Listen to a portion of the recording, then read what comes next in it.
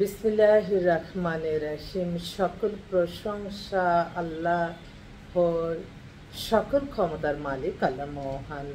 আসসালামু আলাইকুম আমার প্রাণ প্রিয় সকল আপনজন, কেমন আছেন? আবারও আপনাদের মাঝে চলে আসলাম অসংখ্য সুখবরের বার্তা নিয়ে। আমাদের অফিস হচ্ছে রামপুরা বনশ্রীতে। মোবাইল নাম্বারটা বলে দিচ্ছি, 019718600261। অফিস কিন্তু প্রতিদিনই খোলা আছে, শুক্র শনি বলে আমাদের কোনো ছুটির দিন নাই। যে কোনো সময় যে কোনো মুহূর্তে আসতে পারেন, শুধু ঘুমানোর সময় বাদে। যেমন ঘুমাই তো আপনার 1টা-2টার দিকে রাত্র। তো সেজন্য যেহেতু এটা এখন এমন একটা সামাজিক যোগাযোগ মাধ্যম আছে, হোয়াটসঅ্যাপ আছে, ইমেল আছে, আপনারা যে দূরান্তে থাকেন আপনারা ফোনে সব কিছু সেবা নিতে পারেন। তবে অবশ্যই আপনাদের উচিত যে যার মাধ্যমে এই এত সারা জীবনের জন্য একটা ছেলে এবং মেয়ে নেবেন, তার প্রতিষ্ঠানটাই অবশ্যই একটু দেখা দরকার। তার প্রতিষ্ঠানে আসবেন, আমাদের ফর্মালিটি মেনটেন করবেন, আমরাও আপনাদের জন্য সেবার দরজা খোলা রাখবো। সবসময় মনে রাখতে হবে, ব্যবসায় মুনাফারিকারীকে আল্লাহ পছন্দ করে না।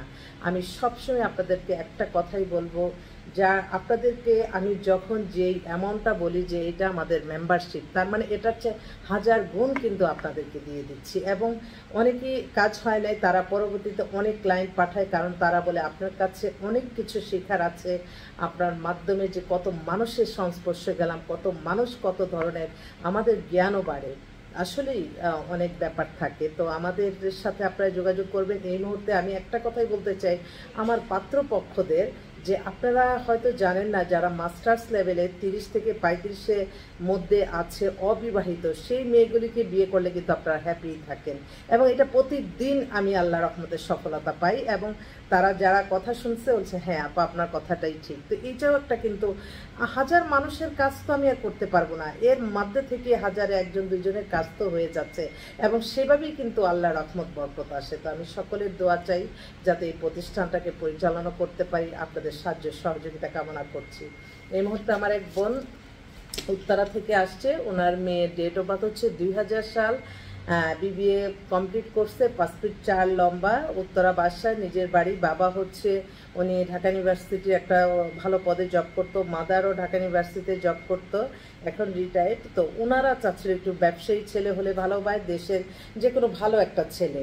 মেয়েটা মানে হোমলি মেয়ে, ঘরোয়া মেয়ে, প্লাস মেয়েও দেখতে উজ্জ্বল শ্যামলা, মোটামুটি মার্জিত মেয়ে। ওর জন্য একটা ছেলে চাচ্ছে, ব্যবসায়ীটাই ফার্স্ট চয়েস, যার যেটা পছন্দ। আরেকটা বোন, ওর ডেট অফ বার্থ হচ্ছে 2002। ও হচ্ছে আপনার বিএসসি অনার্স ইংলিশে পড়তেছে। ওর বাবা বিজনেসম্যান, মাদারও বিজনেসের সাথে জড়িত, ও বাবার সাথে। তো ওর একটা বিজনেসম্যান ছেলে চাচ্ছে, ইদানিং একটু বিজনেসম্যান চাহিদাটা ভালোই দেখা যাচ্ছে, বলছে অনেকেই বিজনেসম্যান ছেলে চাচ্ছে। এছাড়া আমাদের কাছে যেই মেয়েগুলি মাস্টার্স লেভেলের আছে, যেমন আমার এই পাশেই বাসা, ও মেয়েটা 5 ফিট 6 লম্বা, আমার সাথে জিমও করে।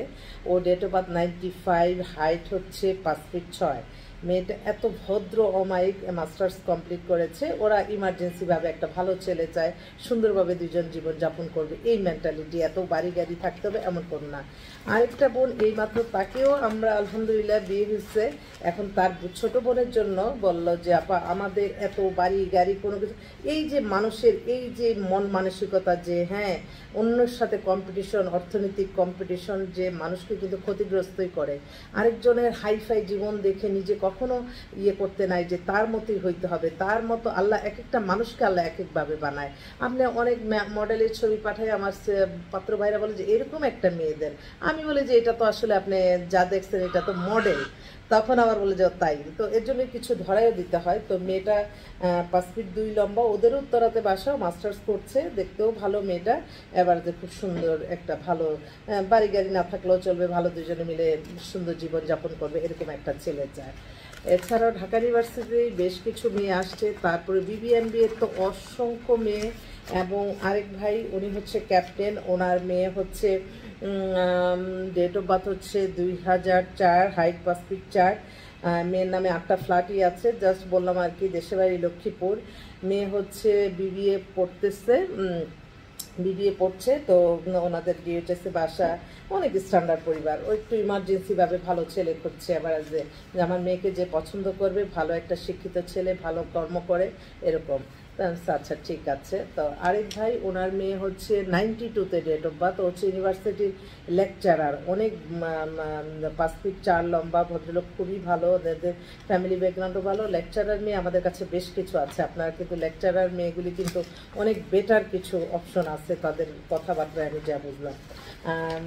এছাড়াও আমাদের কাছে আসলে পাত্রী, অনেক ছেলেরা বলে যে মানে ইঞ্জিনিয়ার ডাক্তার ছাড়া করবই না, পরে দেখি যে তারা আবার নর্মাল মেয়েও বিয়ে করে। তো এইটাই আর কি, অনেক সময় অনেকের চাহিদার শেষ থাকে না, কিন্তু পরেক্ষণে দেখা যায় যে আমাদেরকে ছাড়া আবার অন্যখানে চাহিদার বাহিরেও পড়ে। যেমন তবে আপনারা ইঞ্জিনিয়ার ডাক্তার, বিয়ের আসলে কিন্তু লেখা থাকে না এটা ইঞ্জিনিয়ার, এটা ডাক্তার, ওই যে সামনে আর কি মুখে বলতে, কিন্তু সব প্রফেশনের সব লেখাপড়াই কিন্তু ভালো, যে কোনো যে সাবজেক্টে পড়ুক সেই লেখাপড়াটা ভালোই থাকে। আরেকটা বুয়েটের ইঞ্জিনিয়ার, 2000 সালে date of birth, height 5 feet 3, বাবা বুয়েটের, মা হচ্ছে ইউনিভার্সিটি প্রফেসর।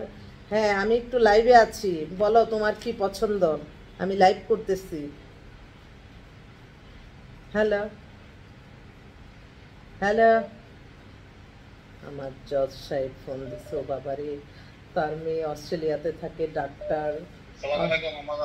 হ্যাঁ হ্যাঁ, ওই যে আমি একটু লাইভে আছি, তো তো তুমি একটু পরে করো। আর তুমি কি ধরনের মেয়ে চাও বলো, আমি লাইভে সবাইকে শোনাই।